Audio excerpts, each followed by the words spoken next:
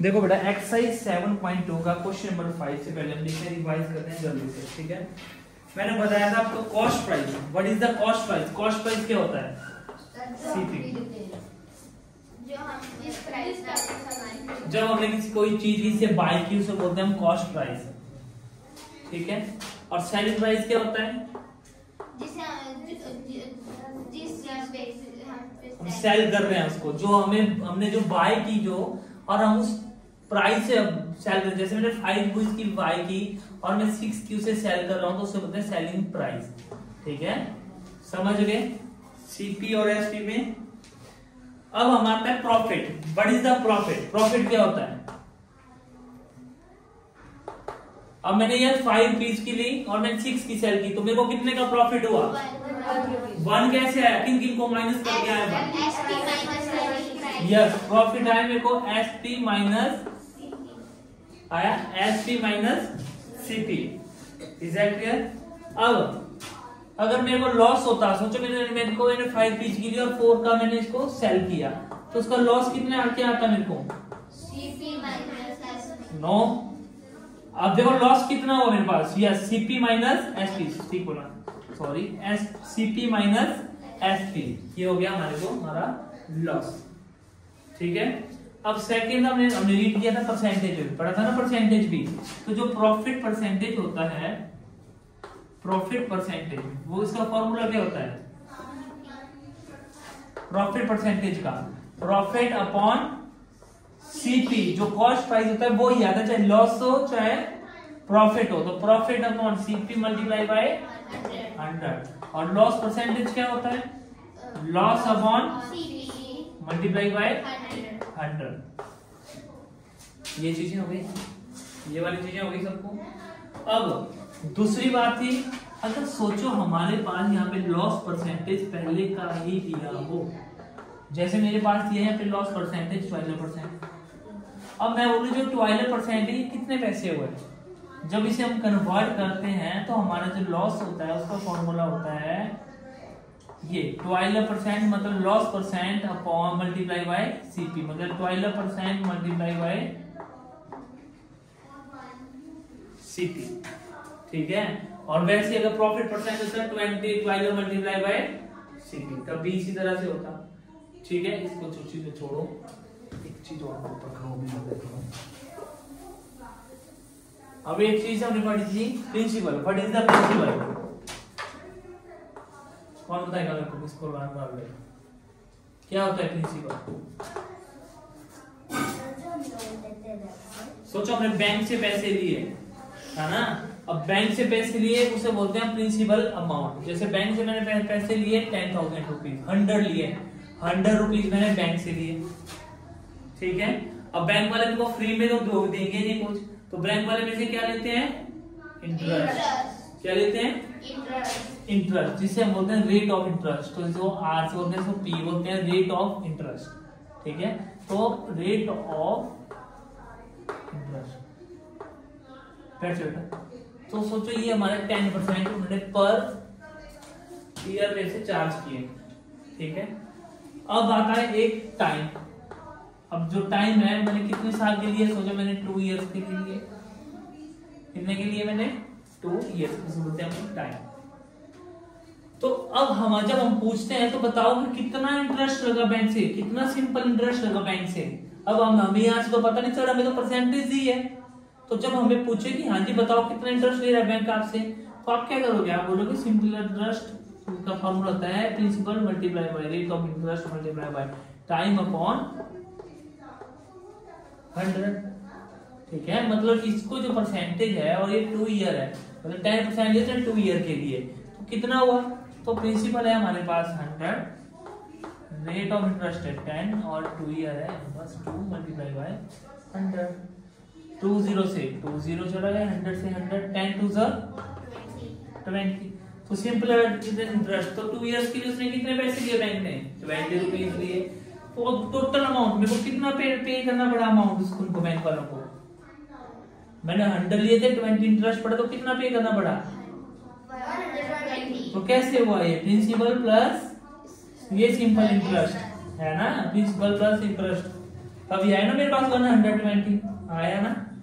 तो ये बस इतना सा तुम्हें पता होना चाहिए और खत्म बात। अब देख लेते हैं क्वेश्चन जल्दी से।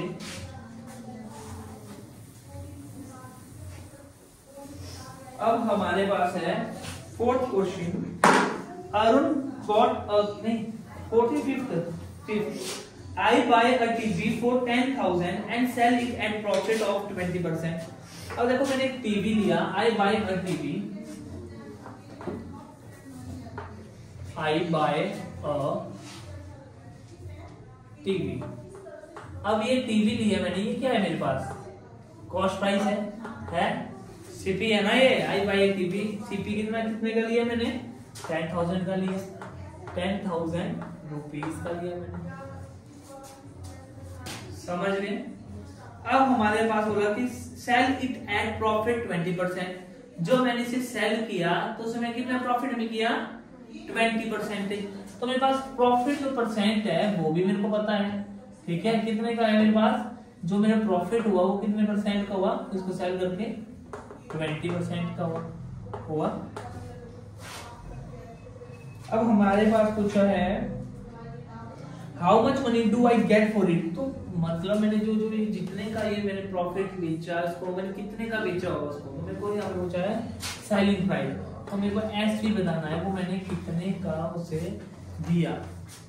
अब देखो, अब प्रॉफिट है मेरे पास 20%, तो इस परसेंटेज जो सबसे पहले हम क्या कर देते हैं? चेंज कर देते हैं रुपीस में। तो जो हमारे पास प्रॉफिट है वो 20% है। किससे 20% है? जितने का हमने लिया। तो जितने का लिया ये क्या है?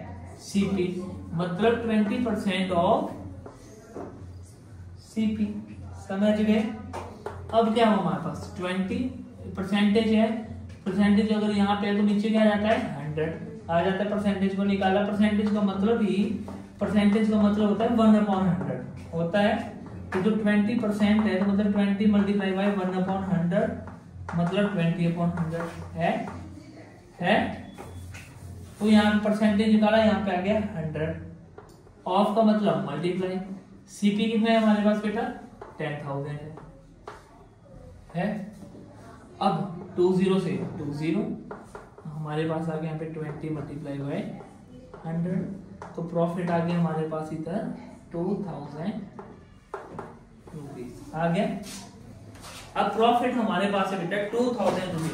तो सेलिंग प्राइस कितना हुआ बताओ? तो सेलिंग प्राइस हमारे पास कितना हुआ? तो हमारे पास सेलिंग प्राइस कितना हुआ बताओ? अगर हमारे पास प्रॉफिट है 10,000 तो सेलिंग प्राइस क्या हुआ हमारे पास? जितने का हमने बाय किया था और जितने का हमने प्रॉफिट किया उन दोनों को प्लस किया, हुआ ना? तो मतलब सेलिंग प्राइस हुआ हमारे पास सीपी प्लस प्रॉफिट हो गया। तो सेलिंग प्राइस हमारे पास कितना आ गया? 10,000 प्लस 2,000। तो सेलिंग प्राइस हमारे पास है 12,000। तो हमने इसको मतलब कितने का सेल किया था? 12,000 का किया था। कितने का सेल किया था? तभी हमें प्रॉफिट हुआ 20% का। Is that clear? यस या नो? समझ आया? अब देखो हमारे पास है बेटा 5th question, 56th question. 6th question है हमारे पास। Juhi sells a washing machine for 13,500। अब देखो क्या हुआ? जूही ने सेल की मतलब बेची उसको। तो बेची क्या होता है? सेल करना क्या होता है? Selling price. तो जो सेलिंग प्राइस है हमारे पास वो कितना है बेटा? 13,500 रुपीज है।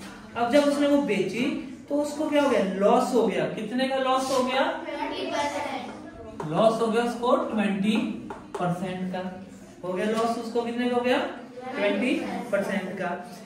तो अब हमें बताना है कि उसने जो बार्गेन करते करते जो उसको लॉस हुआ है तो वो उसने कितने की खरीदी थी?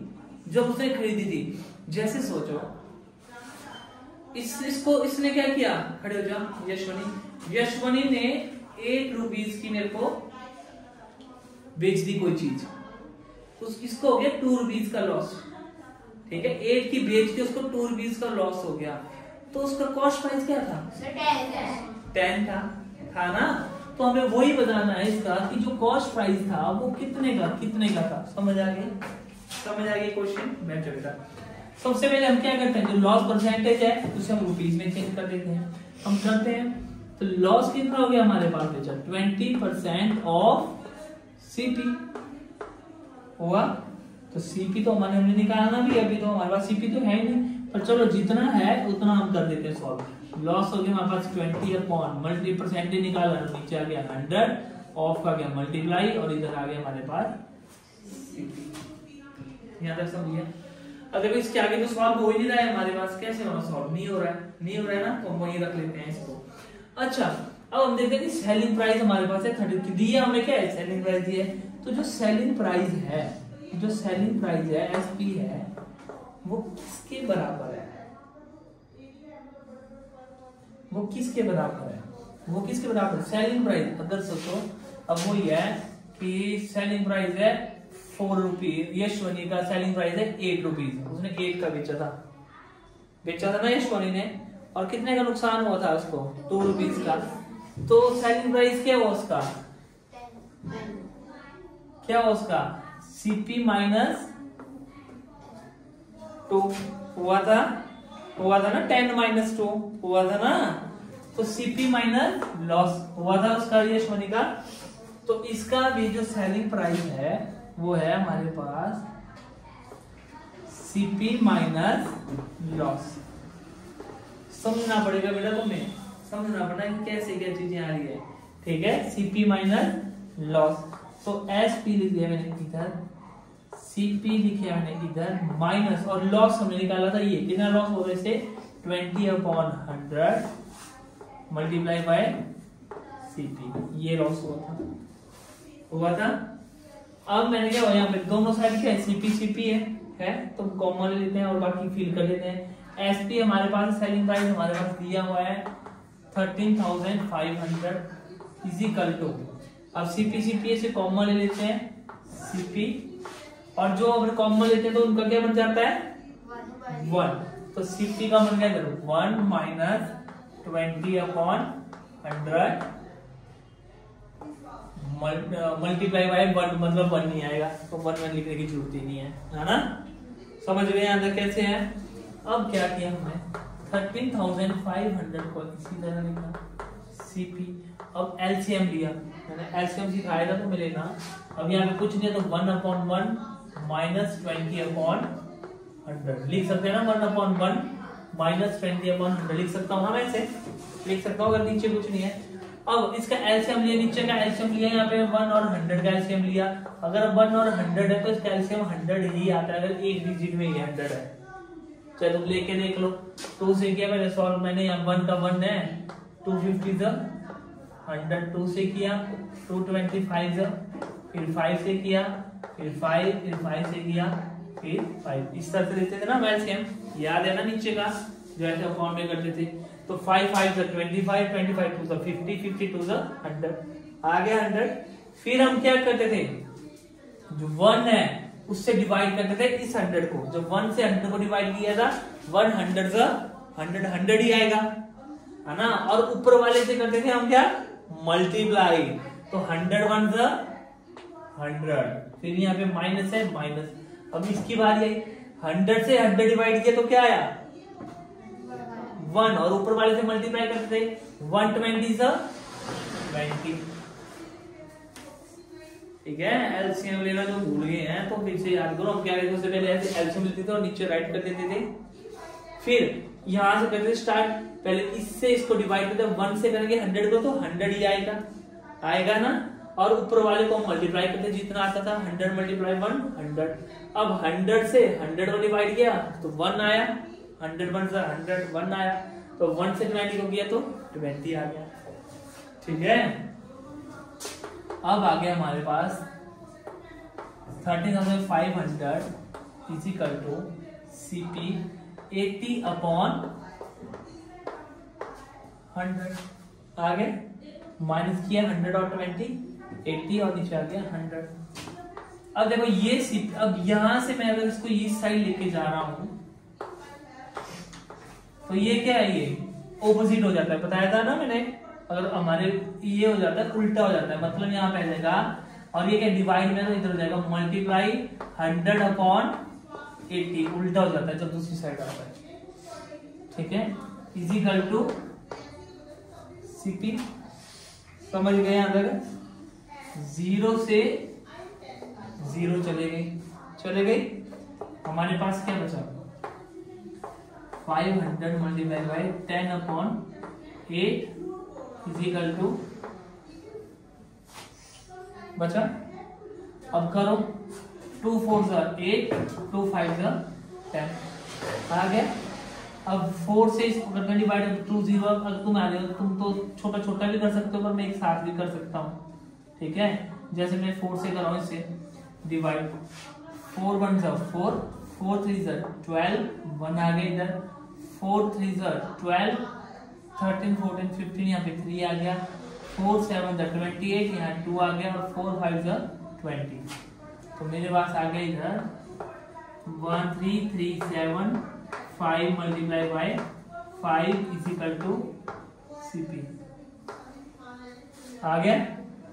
जब इसको सॉल्व करोगे तो आपको आंसर आ जाएगा। कितना आ गया? 5 5 25 5 7 35 और यहाँ पे आ गया 37, 5 3 15 और 18, 5 3 15 एंड 16। तो ये आ गया हमारे पास इधर सीपी। तो सीपी हमारे पास आ गया 16,875 रुपीज। प्रैक्टिस करनी पड़ेगी क्वेश्चन की आपको। ठीक है, समझ गए? Yes sir. तो 100 बन जाते हो तुम। अब देखो नेक्स्ट हमारे पास क्वेश्चन है बेटा, question number 7।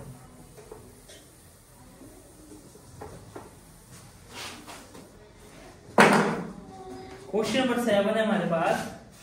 Chalk contains calcium, carbon and oxygen in the ratio 10:3:12. Find the percentage of carbon in chalk.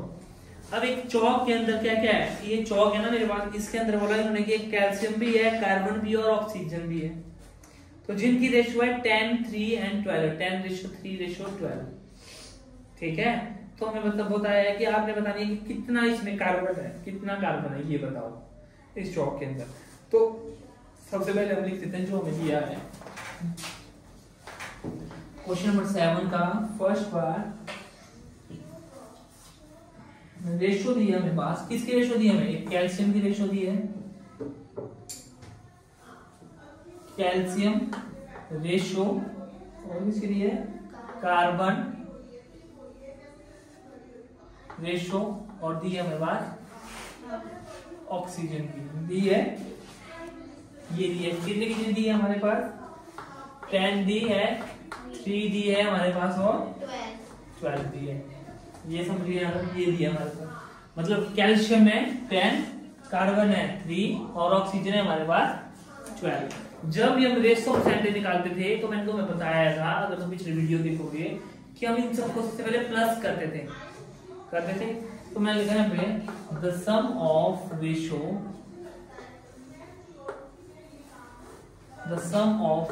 कितनी है? सबकी रेशियो 10 + 3 + 12 कितनी आ गई बेटा? 25। ये आ गई हमारे पास।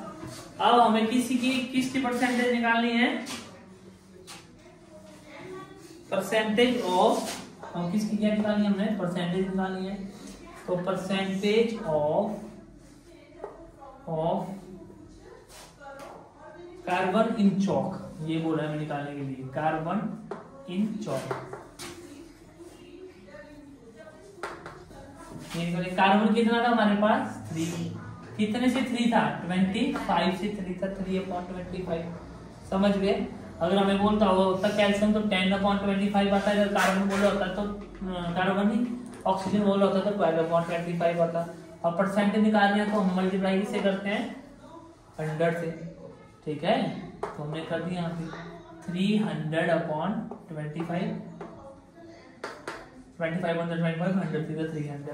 तो जब इसे सॉल्व किया ऐसे करके तो हमारे पास आ गया 12%। समझ गए? डिवाइड कर देना इसको, ठीक है।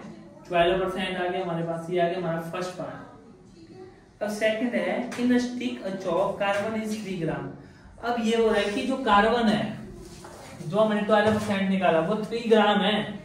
देखो हो रहा है थर्ड में इन अ स्टिक अ चॉक, इस चॉक के अंदर जो कार्बन है वो 3 ग्राम है। तो what is the weight of chalk stick, तो इसका वेट बताओ कितना है। समझना क्वेश्चन, ये बोल रहा है जो कार्बन निकाला ना हमने जो परसेंटेज में, तब ये बोल रहा है वो 3 ग्राम है। जो कार्बन है वो कितना है 3 ग्राम है।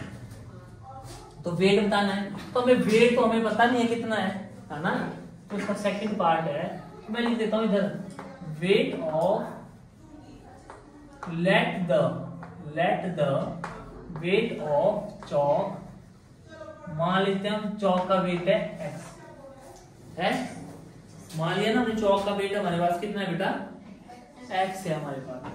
तो और 12% हमारे पास क्या है 3 ग्राम है। हमें बोला है ना, देखो कार्बन इज 3 ग्राम, तो हमें यहाँ पे कार्बन की तो परसेंटेज निकाली थी। कार्बन हमारे पास कितना है 3 ग्राम है, ठीक है। अब देखो let the weight of chalk, हमने मान लिया x, तो बेटा जो 12% तक जो हमने निकाला था वो 12% ऑफ x, जो उसका वेट है, जो 12% ऑफ x जो टोटल वेट है वो कितना है हमारे पास 3 ग्राम है, ठीक है 3 ग्राम है। ये क्वेश्चन समझो यहाँ पे क्या हुआ। देखो परसेंट जब कार्बन निकालता हमने कि कार्बन की परसेंटेज 12% है, यहाँ पे हमने वही लिखा कि 12% ऑफ x जो टोटल वेट है वो उसका 3 ग्राम है, 12% है। मतलब किसी चीज का वेट जो 12% है वो 3 ग्राम है, तो 24% कितना हुआ 6 ग्राम हुआ ना। इस तरह से समझो इस चीज को। तो यहाँ पे आ गया हमारे पास 12% निकाला, तो यहाँ पे आ गया 100 ऑफ मल्टीप्लाई और x एंड इजिकल टू 3 आगे। अब x इजिकल टू ये दूसरी साइड आया, तो ये 3 मल्टीप्लाई बाई 100 ऊपर आ गया और 12 हमारे पास नीचे आ गया ना दूसरी साइड आके।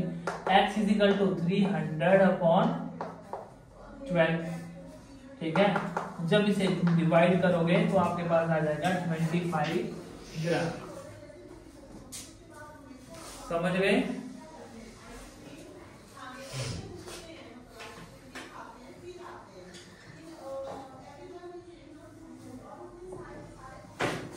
चलो नेक्स्ट शुरू।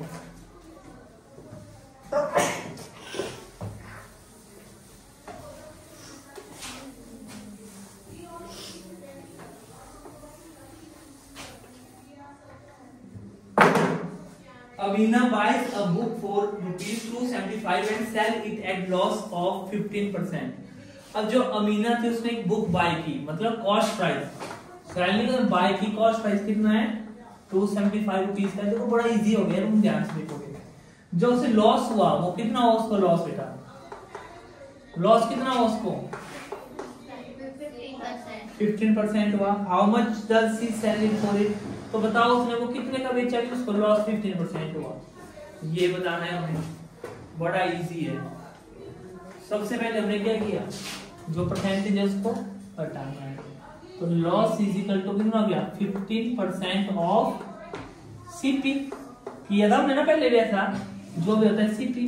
तो loss is equal to 50 upon 100। अब इस बार तो हमें सीपी भी दिया, पिछली बार तो हमें सीपी भी नहीं था, इस बार तो सीपी भी पहले दिया, तो मल्टीप्लाई बाय 275 दिया है। तो नीचे कुछ नहीं तो 1, तो लॉस कितना हो गया हमारे पास बेटा, लॉस हो गया हमारे पास, थोड़ा थोड़ा सा हम इसे कर लेते हैं, छोटा सा बना देते हैं।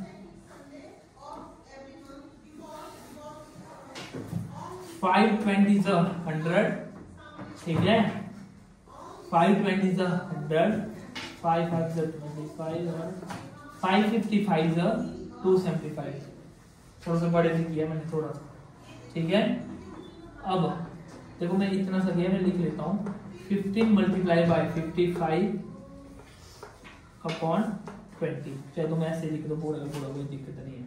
20, ठीक है। अभी भी कर सकता है, 3 5 5 3 15, 5 4 20, कट गया।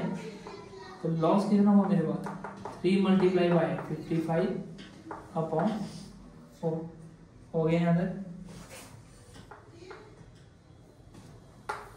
अब लॉस निकाला हमने, 55 3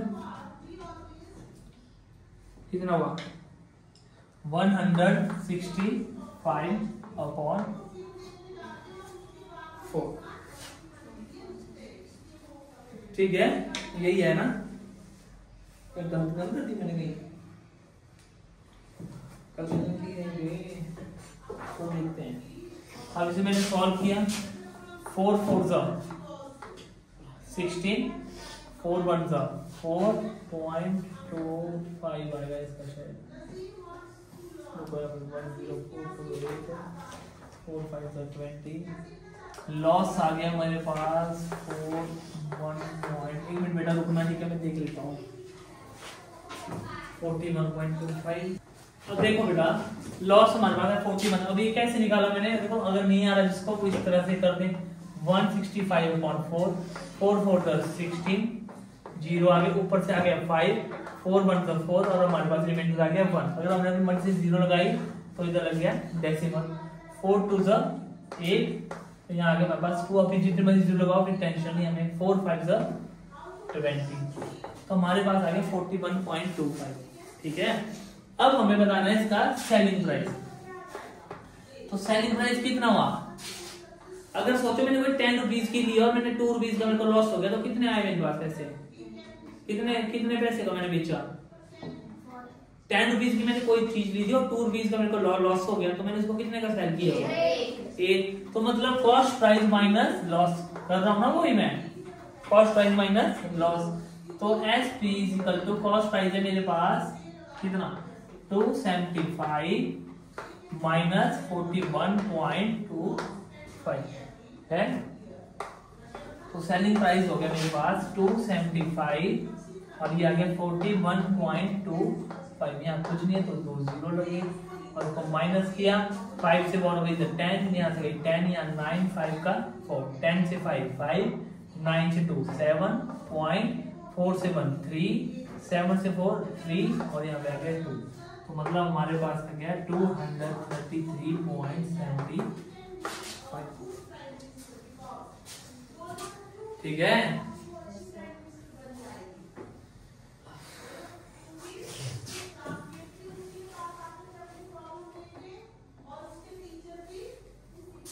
नेक्स्ट क्वेश्चन देखते हैं।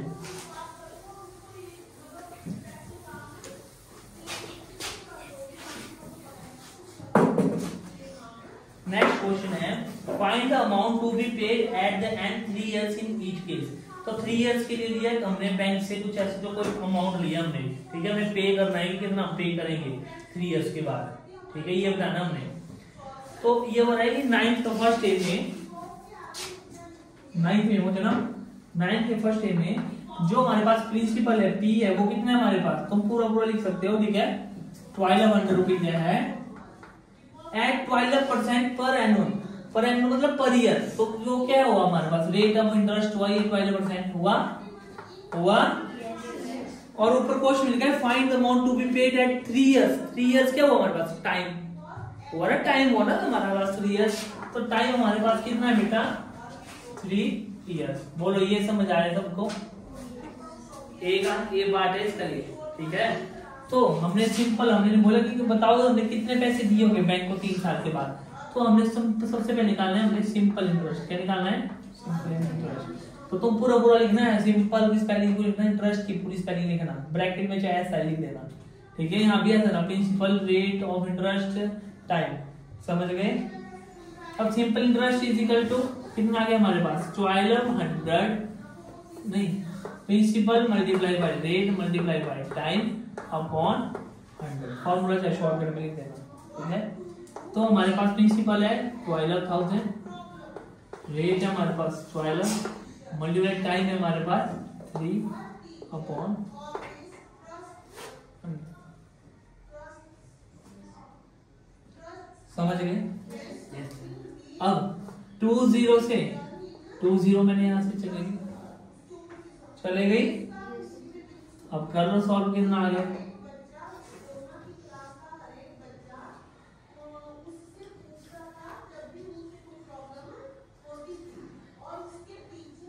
करो सॉल्व जरा। अरे अच्छा, 1200 है, सॉरी 20 से 20 चले गई, यहाँ पे 12 है, ठीक है। 1200 ही है, 1200 ही है, तो 12 हो गया 144 और यहाँ आ गया 3 4 3 12 4 3 12 एंड 13 3 1 3 एंड 4। तो हमारे पास जो रेट ऑफ इंटरेस्ट है, जो सिंपल इंटरेस्ट है, वो आ गया हमारे पास 432 रुपीज, इन सबको मल्टीप्लाई करके, ठीक है। वो समझ आई थी यहाँ तक। और सिंपल इंटरेस्ट तो हमें लग गया पता। अब हमें पूछा कि हमने कितना अमाउंट दिया, बैंक को कितना अमाउंट दिया। तो अमाउंट क्या हुआ हमारे पास, जो प्रिंसिपल प्लस इंटरेस्ट, जो सिंपल इंटरेस्ट है उसको मैं सिंपल आई लिख रहा हूँ, ठीक है। प्रिंसिपल प्लस इंटरेस्ट, तो प्रिंसिपल हमारे पास है 1200 और बैंक में जो हमसे इंटरेस्ट लिया परसेंटेज सॉरी 432, तो हमने टोटल दिया बैंक को 1632 रुपीज। समझे? अब हमारे पास इसका बी पार्ट है, जिसमें ये क्या हो रहा है, देखो, जिसमें प्रिंसिपल हो रहा है, जो पी है वो कितना है हमारे पास बेटा 7500 है, और जो रेट ऑफ इंटरेस्ट है वो कितना है 5%, और टाइम तो हमें पता है दोनों का बराबर दिया है, 3 इयर्स दिया है। तो सबसे पहले हम सिंपल इंटरेस्ट निकाल देते हैं, principal multiply by rate of interest multiply by time upon 100। Simple interest is equal to principal है हमारे पास 75 upon 100 multiply rate of interest है 5 और टाइम है हमारे पास 3 अपॉन 100, ठीक है। 20 से 20 चले गए, तो सिंपल इंटरेस्ट क्या आ गया हमारे पास 75 मल्टीप्लाई बाय 5 मल्टीप्लाई बाय 3, ठीक है। तो करो 75 5 से कितना हो गया 5 5 से 25 5 7 से 35 और ये आ गया 375 और ये 3 से किया 3 5 से 15 3 7 से 21 एंड 22 3 6 से 9 एंड यहाँ आ गया हमारे पास 1025, ठीक है। तो सिंपल इंटरेस्ट हमारा क्या आ गया बेटा 1025 रुपीज आ गया। तो अमाउंट कितना आ गया, टोटल अमाउंट कितना आ गया हमारे पास, प्रिंसिपल प्लस इंटरेस्ट आ गया ना, जो प्रिंसिपल था। तो अमाउंट आ गया, प्रिंसिपल है हमारे पास 7500 प्लस 1025। जब इसे हमने सॉल्व किया तो हमारे पास आ गया 8525 रुपीज। देखो जरा यही है,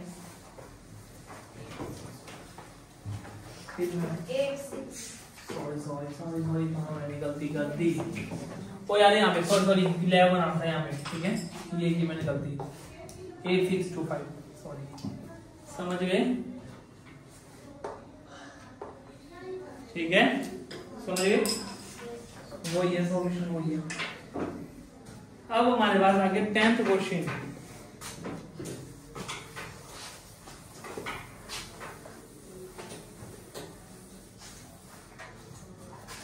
what rate gives to 80 as interest on the sum of 56,000 in 2 years। देखो यार बड़ा कंफ्यूजिंग है, सुनो ना से what rate gives, देखो मैं कुछ लिखा हूँ यहाँ पे 10 प्रिंसिपल रेट टाइम और ये मैं सिंपल जिसका हम फॉर्मूले से निकालते हैं।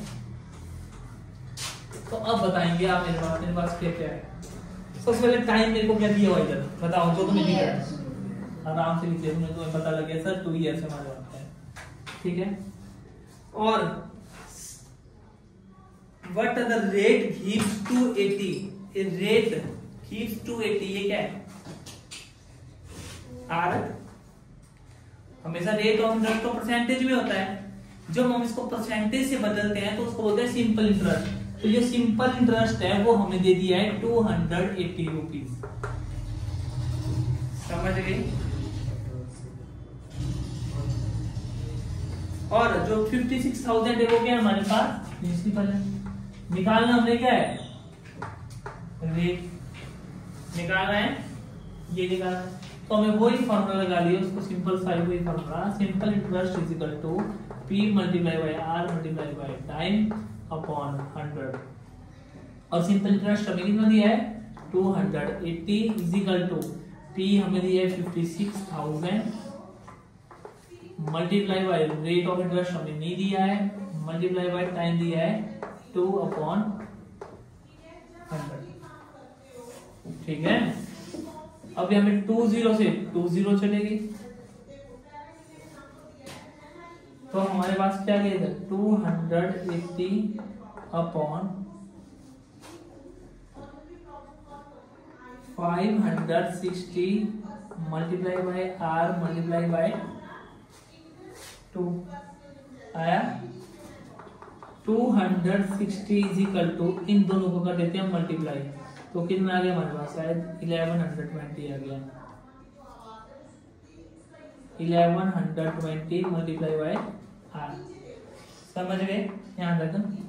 अब हमने क्या किया, R को इसी साइड लिख देते हैं, जब हम इसको इस दूसरी साइड से मल्टीप्लाई की दूसरी साइड लेके आए तो ये क्या बन गया बेटा, डिवाइड बन गया, 1120 बन गया, 0 से 0 चला गया, तो यहाँ पे क्या आ गया हमारे पास 226 अपॉन 112 आ गया।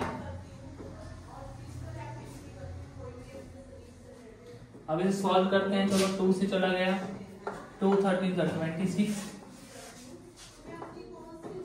2 5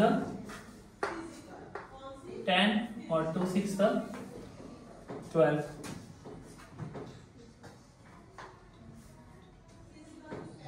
गलती कर दी यार इसमें, बड़ी गलती कर दी मैंने, तो बोलो पास इसको